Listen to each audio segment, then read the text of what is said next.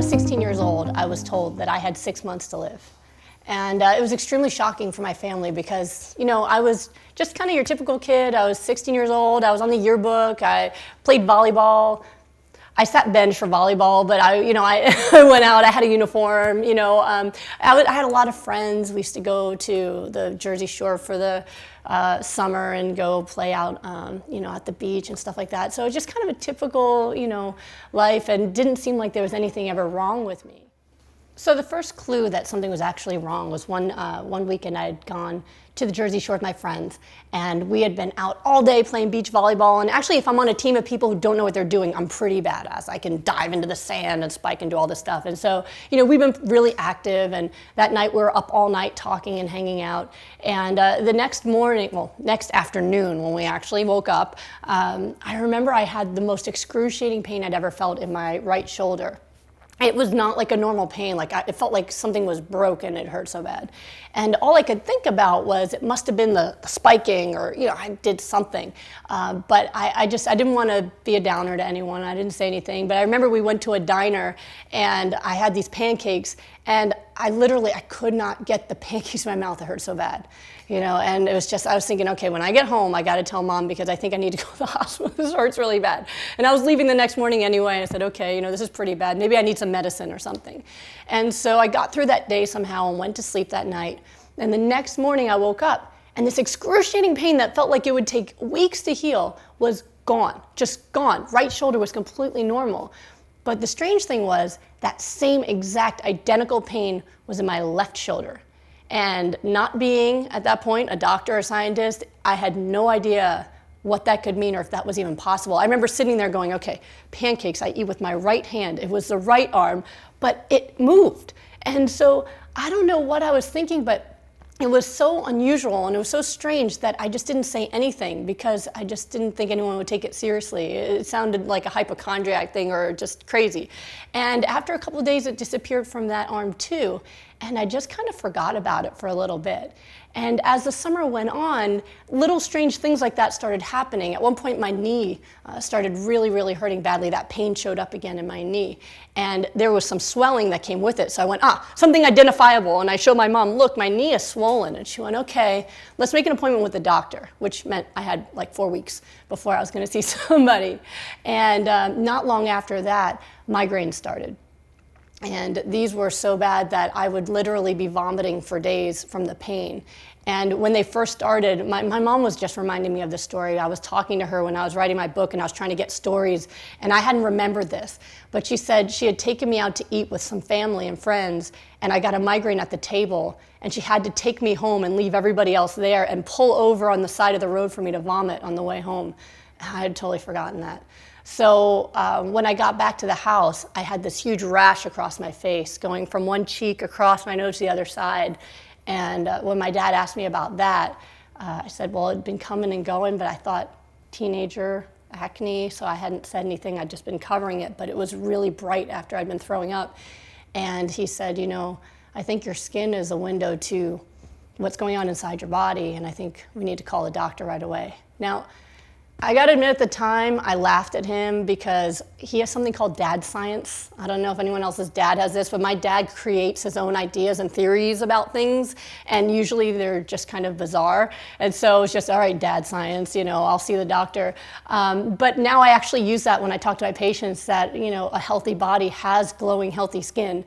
And when you've got something going on visibly on the outside, it is a sign. So he chalk went up to dad science on that one.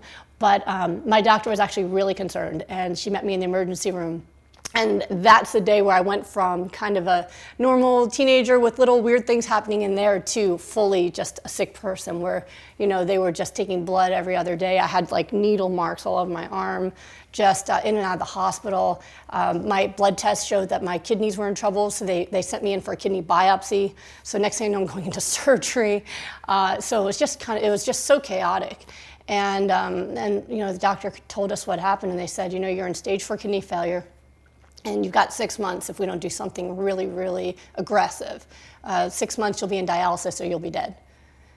So, so my family's very much, I was raised by a family, they're immigrants, they're Holocaust survivors, and they came to this country for opportunity, and also with a very firm belief that doctors know everything. I've never met a patient who thinks the same thing, but when I was a kid, I was raised that whatever your doctor says is what you do.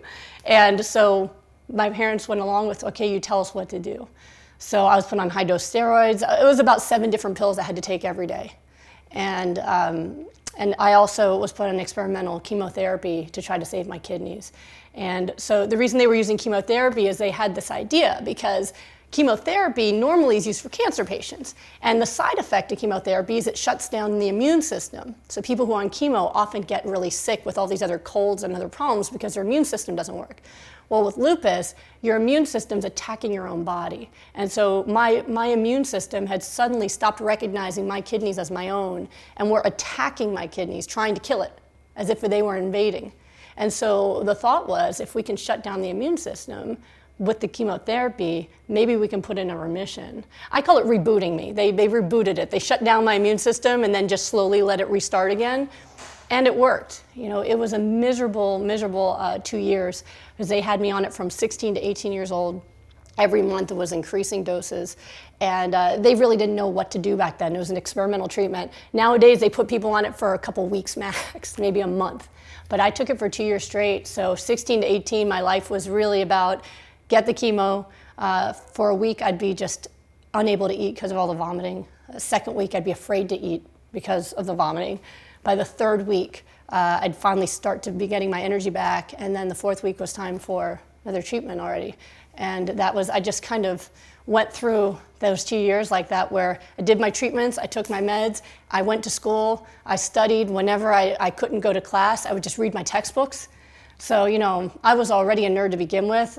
People thought I was teacher's pet at that point because I knew all the answers when the teacher would ask a question, but it was because I was reading ahead, because I didn't know what would happen and if I'd be able to, study when it was time to. So in spite of all that, I still graduated top 10 in my class and got into my dream college with scholarship. And I actually started my first day of college at Carnegie Mellon a week after my last chemotherapy treatment.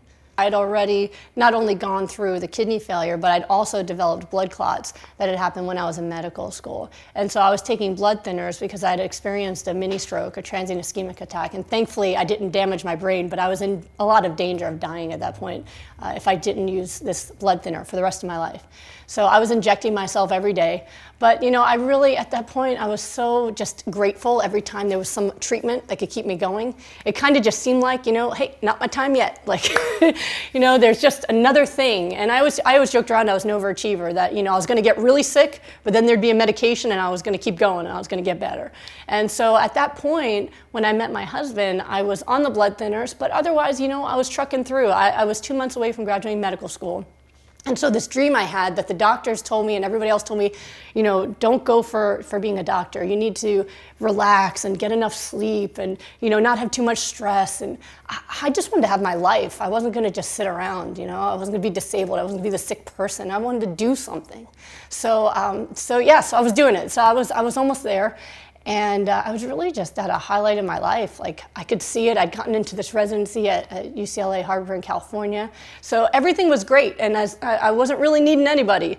And then I met this most amazing person, Thomas Tadlock, and he just changed everything for me. And I went from only dreaming about a white coat to dreaming about a white dress, And the hardest thing I ever had to do was to tell him about my illness and the fact that marrying me was not going to be long term. And it was hard for him to hear, but he just said that he'd rather have a short life with me than a lifetime with someone else. So he would take care of me. He would live with me and he'd take care of me as long as I had. So quite a man, because I was told I couldn't have kids. I was told I probably wouldn't live past my 50s. I'd probably be handicapped by my 30s, but he wanted to go for it. So if he was willing to go for it, then I was willing to go for it too. So at that point, it was really about just planning. So not only was I now getting ready for residency and finally got my MD and I was going to be a doctor and all the things I'd been hoping to do and I was going to be able to help all these people, I was going to get married. And so it was really, really exciting. It was like, the universe couldn't give me more. I was so grateful for everything I had. So the next thing I did was I said, well, at the time my husband was working for MTV, and he was helping recording artists get really fit for videos, and I said, I want to look like one of them. And at first he thought it was a trap, like, no, sweetie, you look fine. Men get a little nervous, and I said, no, I want to look great. We're going to go to Maui, we're going to get married, and I want to look as good as I feel emotionally. And I want to do it in a healthy way. And that's what he did. It wasn't about starvation, it wasn't about hurting your body, it was about learning how to take care of your body. And so I wish I could say, people always ask me, how did I know that this was going to heal my lupus? And I did not. I wish I was that smart. I'd gone through 4 years of medical school, so I knew there was no way to actually get rid of lupus. All you can do is control it with medication and hope for the best. There was no treatment that was going to ever make it go away. So that wasn't my goal at all. It was purely vanity. I was like every other woman who was getting married who wanted to look great in their wedding dress. I just didn't want to starve myself like all my friends did. I have one friend who starved herself for her wedding day and gained 20 pounds on her honeymoon. Literally, like she weighed herself 20. I didn't want that. I wanted to take care of myself. I didn't want to be at risk for hurting myself further. So he created a program for me called the Dream Body Program, and it was 4 months of learning how to nourish my body in a way that would cause me to have a fast metabolism. And what a fast metabolism really is, and most people have no understanding of really what metabolism is a measurement of your cell's ability to change when you ask them to. Change in terms of losing fat, or gaining muscle, or changing your health. And so when you have a fast metabolism, you can get any kind of result you want. But the only way to get it is to give your cells the fuel they need. And most people think about fuel in terms of these big building blocks like protein and carbohydrates and fat, but that's not what it's about. It's about vitamins and minerals and phytonutrients and enzymes and things that your cells actually need. And so he developed a program for me where I had to eat so much food, more than I'd ever eaten before, and drink all this water and do all this, eat more than I ever had before. And he told me that was going to make me actually lose weight. So even though I was skeptical, I did it. And in the 4 months, not only did I go from a size 10 to a size 3, but I was really fit, and I'd felt the best I'd ever felt in my entire life. I had no more aches and pains. My joints felt great. I was energetic, even though I was an intern at this point who was working 30-hour shifts up all night in the emergency room, and I still had energy. In fact, my director pulled me aside, the residency director pulled me aside because he was concerned that I seemed way too peppy and upbeat for an intern. And most of them are morose and depressed. And I showed up every day with a smile. And he said, I'm a little concerned that, you seem too happy. And I thought he meant this. I said, I don't know what I have to be sad about. I said, I have the job of my dreams. I get to help people every day. I've got an amazing man in my life. I live in a place where it's always sunny. What is there to be sad about? And he just kind of, okay. And my fellow interns also said that it annoyed them that I was too happy, but I didn't care. I just did my thing. So in spite of all of that, I had tremendous energy. And so when it was time to get my blood tests and everything, I didn't really think it was going to affect them because that wasn't possible. I thought this was just something that improved how I felt. And so I told my husband, well, whatever this is that you did, I'm going to eat this way from now on because I feel so good. But I didn't expect it to affect my blood tests. And what happened was when I got my next round of blood tests a few months later, all the lupus indicators were negative. And really, if you're not from a medical background, it's important to understand that this is medically impossible. When you've had your blood test convert over to positive for lupus, there's something called an ANA, anti-nuclear antibody. It's an antibody against the DNA in your cells or the nucleus of your cells. Once that's positive, it's positive forever, we thought. Mine was negative. The antibodies against my DNA, which were in the 20,000s when I was diagnosed, higher than most people had ever seen, those were negative. Everything that would indicate that I had lupus was negative.